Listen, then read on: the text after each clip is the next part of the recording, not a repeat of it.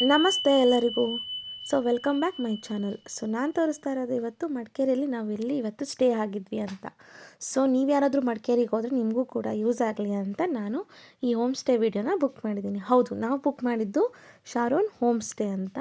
ಇದು ಸಿಟಿ ಒಳಗಡೆನೇ ಇದೆ, ಬಟ್ ತುಂಬ ನೋಡಲಿಕ್ಕೆ ಔಟ್ಸೈಡ್ ಜಾಗ ಆಗಿರ್ಬೋದು, ಔಟ್ಸೈಡ್ ವ್ಯೂ ಆಗಿರ್ಬೋದು, ತುಂಬ ಚೆನ್ನಾಗಿದೆ. ಮಡಿಕೇರಿ ಅಂದ್ರೆ ಚೆಂದ ಅಲ್ವಾ. ಸುತ್ತಲೂ ಕೂಡ ಹಸಿರಾಗಿದೆ.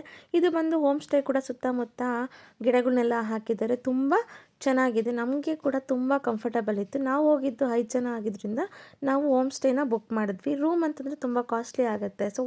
ಇಬ್ಬರಿಗೇ 1800 1200 ಆಗುತ್ತೆ.